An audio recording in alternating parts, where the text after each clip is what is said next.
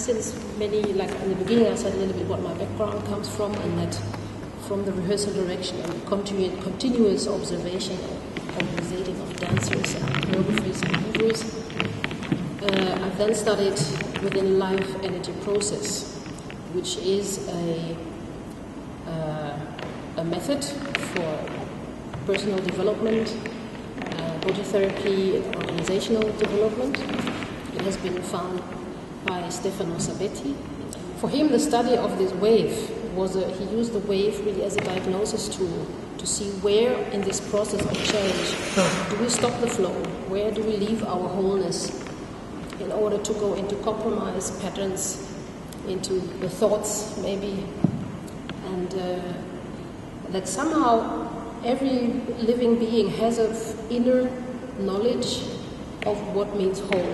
Where is it whole, where is it healthy?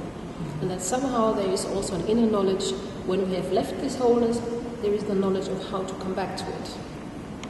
So this work, his work, is not about telling people what to do or telling people what their problem is, but to just support the people on their own way to come back to their wholeness, whatever that means, in respect to their life and to their process, and to their change wave. And I would be interested for you to explore in the next round, movement round, to feel what movement, what feeling movement, or maybe emotional movement that you get in contact with by using your body in the way you do right now.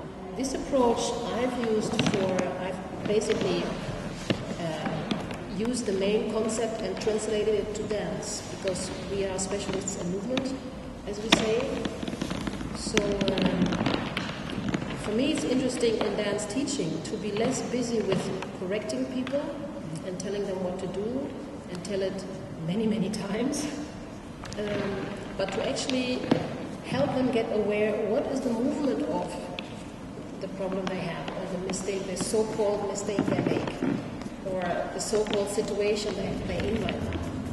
To help them get aware what is the movement, and how does the movement of this problem give you an answer, how is that already a key for the solution.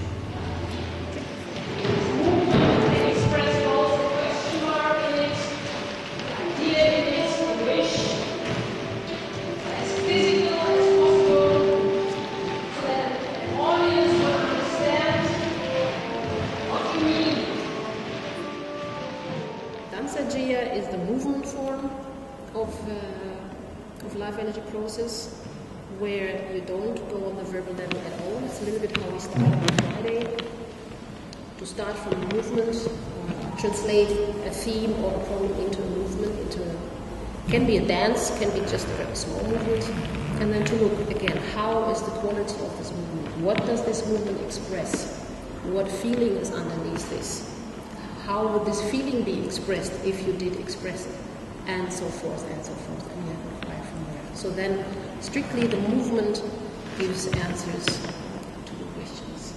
So not to go into the brain, not to judge anything, that's the most difficult in this work, not to judge, not to have ideas, but to accept what is and to follow you.